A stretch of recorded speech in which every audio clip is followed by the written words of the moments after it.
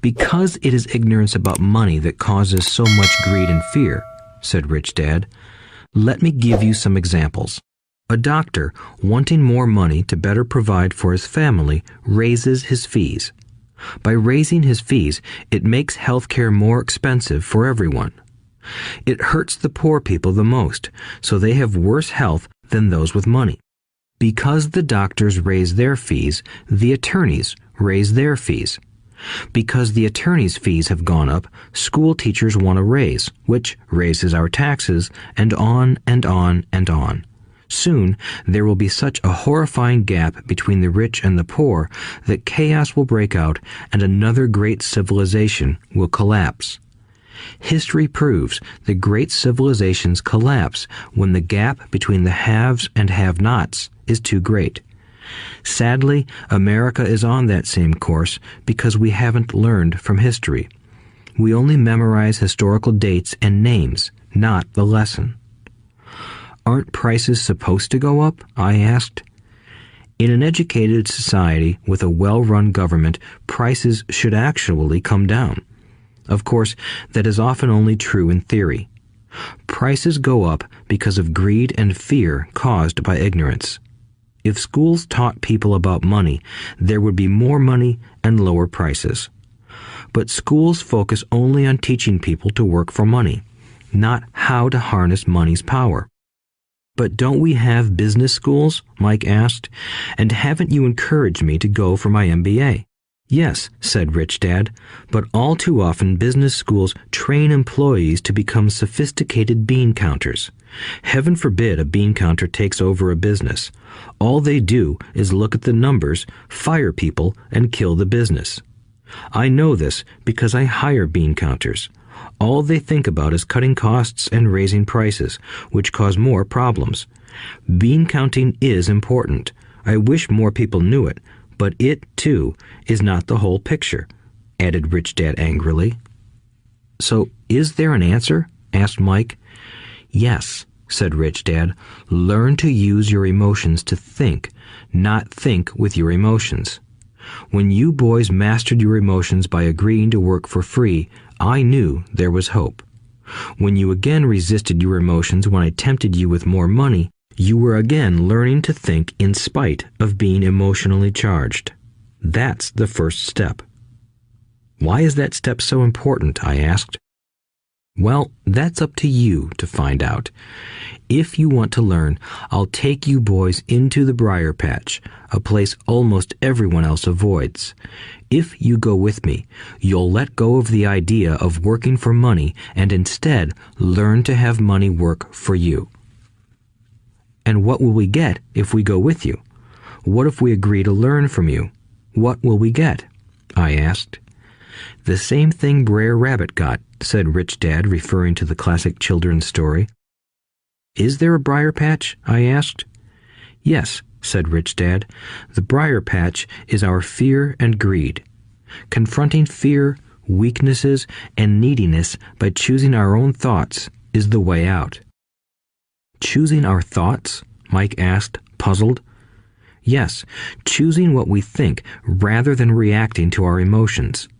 Instead of just getting up and going to work because not having the money to pay your bills is scaring you, ask yourself, is working harder at this the best solution to this problem? Most people are too afraid to rationally think things through and instead run out the door to a job they hate. The tar baby is in control. That's what I mean by choosing your thoughts." "And how do we do that?" Mike asked. "That's what I will teach you. I'll teach you to have a choice of thoughts rather than a knee-jerk reaction, like gulping down your morning coffee and running out the door. Remember what I said before. A job is only a short-term solution to a long-term problem. Most people have only one problem in mind, and it's short-term. It's the bills at the end of the month, the tar baby. Money controls their lives, or should I say the fear and ignorance about money controls it. So they do as their parents did. They get up every day and go work for money, not taking the time to ask the question, is there another way? Their emotions now control their thinking, not their heads. "Can you tell the difference between emotions thinking and the head thinking?" Mike asked. "Oh yes, I hear it all the time," said Rich Dad. "I hear things like, well, everyone has to work, or the rich are crooks, or I'll get another job, I deserve this raise, you can't push me around, or I like this job because it's secure. No one asks, is there something I'm missing here? Which would break through the emotional thought and give you time to think clearly." As we headed back to the store, Rich Dad explained that the rich really did make money. They did not work for it. He went on to explain that when Mike and I were casting 5-cent pieces out of lead, thinking we were making money, we were very close to thinking the way the rich think. The problem was that creating money is legal for the government and banks to do, but illegal for us to do. There are legal ways to create money from nothing, he told us. Rich Dad went on to explain that the rich know that money is an illusion, truly like the carrot for the donkey. It's only out of fear and greed that the illusion of money is held together by billions of people who believe that money is real. It's not. Money is really made up. It is only because of the illusion of confidence and the ignorance of the masses that this house of cards stands. He talked about the gold standard that America was on, and that each dollar bill was actually a silver certificate. What concerned him was the rumor that we would someday go off the gold standard and our dollars would no longer be backed by something tangible. If that happens, boys, all hell will break loose. The poor, the middle class, and the ignorant will have their lives ruined simply because they will continue to believe that money is real and that the company they work for, or the government, will look after them.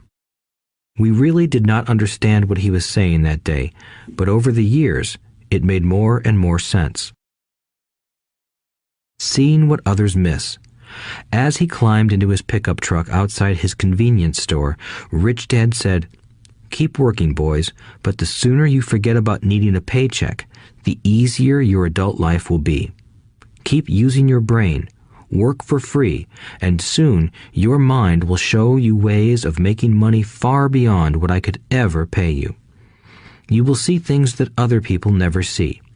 Most people never see these opportunities because they're looking for money and security, so that's all they get. The moment you see one opportunity, you'll see them for the rest of your life. The moment you do that, I'll teach you something else.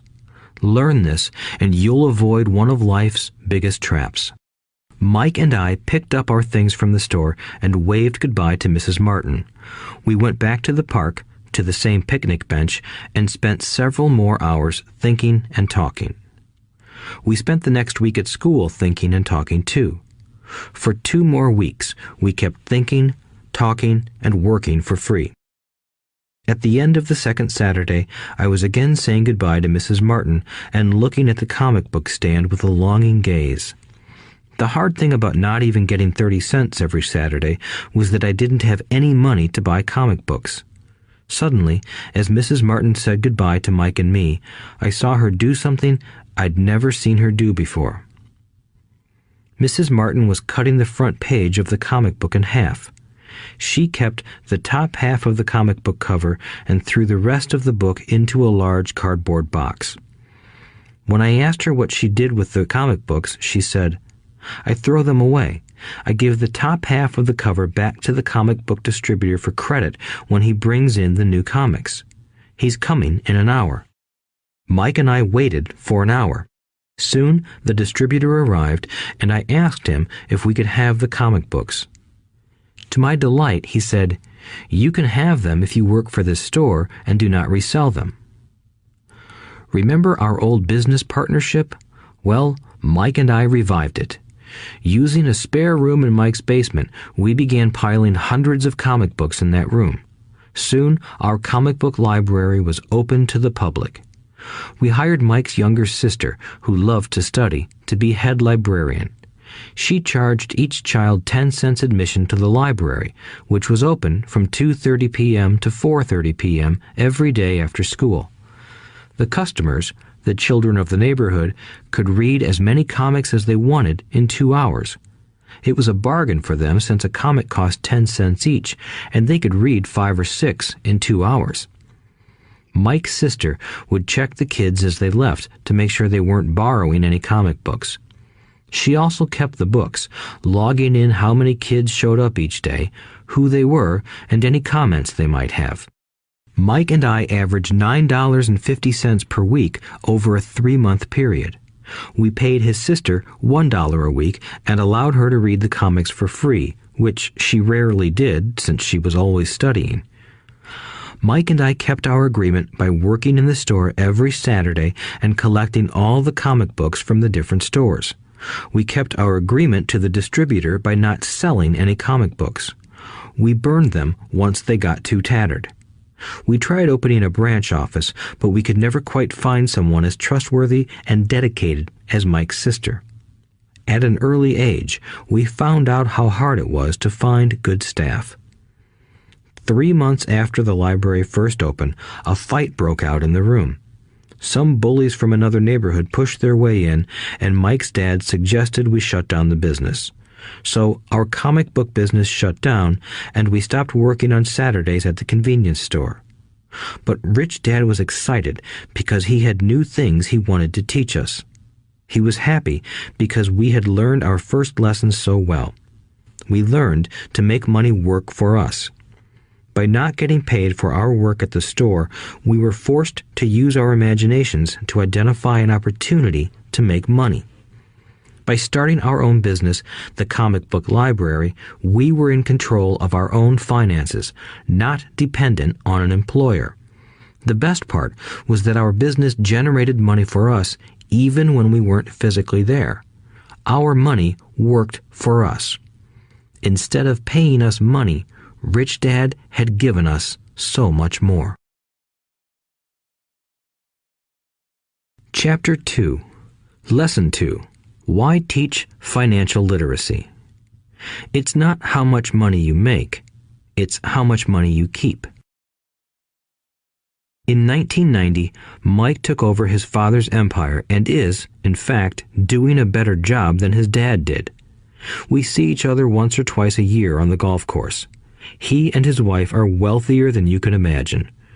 Rich Dad's empire is in great hands, and Mike is now grooming his son to take his place, as his dad had groomed us.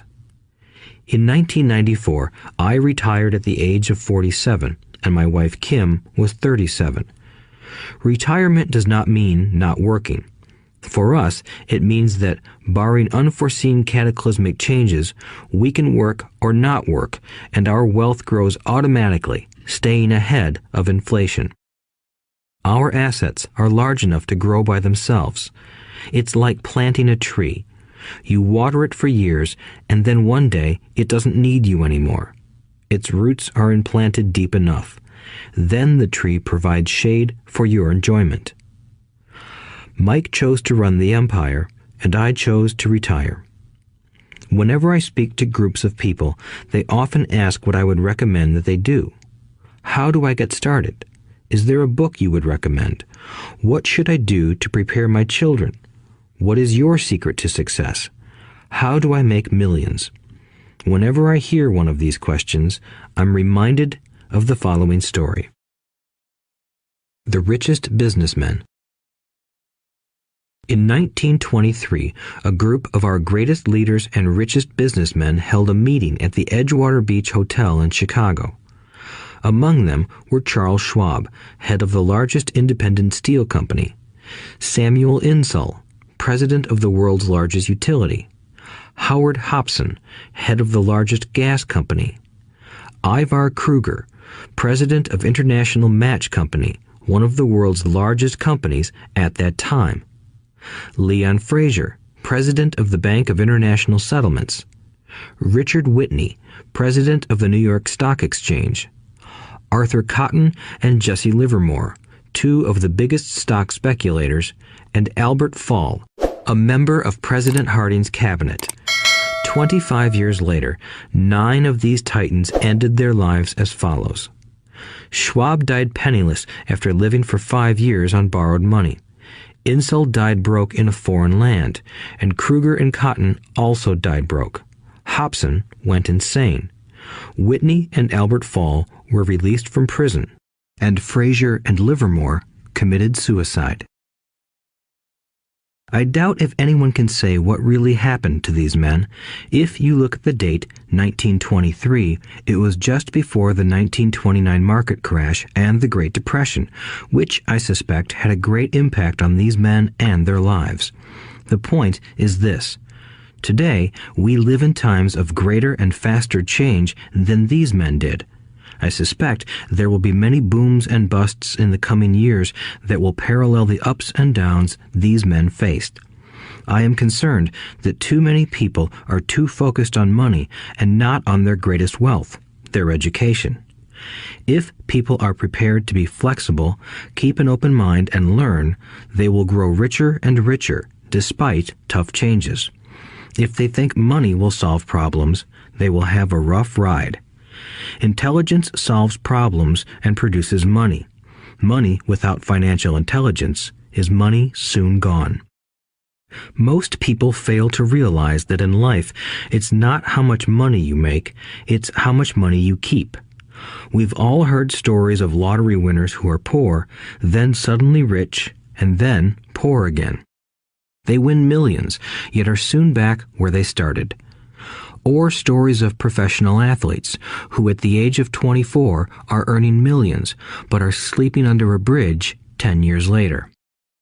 I remember a story of a young basketball player who a year ago had millions.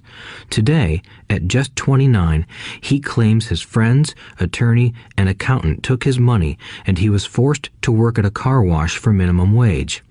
He was fired from the car wash because he refused to take off his championship ring as he was wiping off the cars.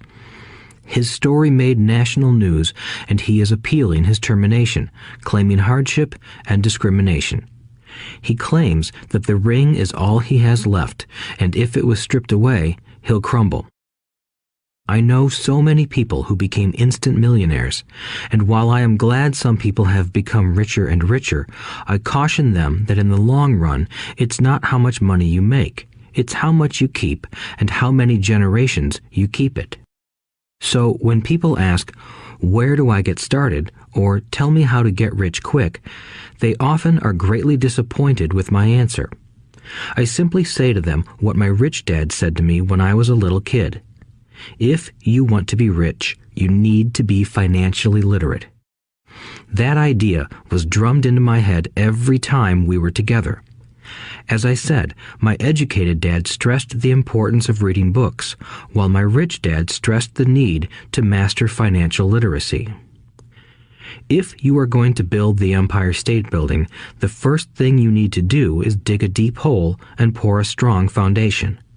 If you are going to build a home in the suburbs, all you need to do is pour a 6-inch slab of concrete. Most people, in their drive to get rich, are trying to build an Empire State Building on a 6-inch slab. Our school system, created in the agrarian age, still believes in homes with no foundation. Dirt floors are still the rage, so kids graduate from school with virtually no financial foundation. One day, sleepless and deep in debt in suburbia, living the American dream, they decide that the answer to their financial problems is to find a way to get rich quick. Construction on the skyscraper begins. It goes up quickly, and soon, instead of the Empire State Building, we have the Leaning Tower of suburbia. The sleepless nights return. As for Mike and me in our adult years, both of our choices were possible because we were taught to pour a strong financial foundation when we were just kids. Accounting is possibly the most confusing, boring subject in the world, but if you want to be rich long term, it could be the most important subject. For Rich Dad, the question was how to take a boring and confusing subject and teach it to kids. The answer he found was to make it simple by teaching it in pictures. My rich dad poured a strong financial foundation for Mike and me.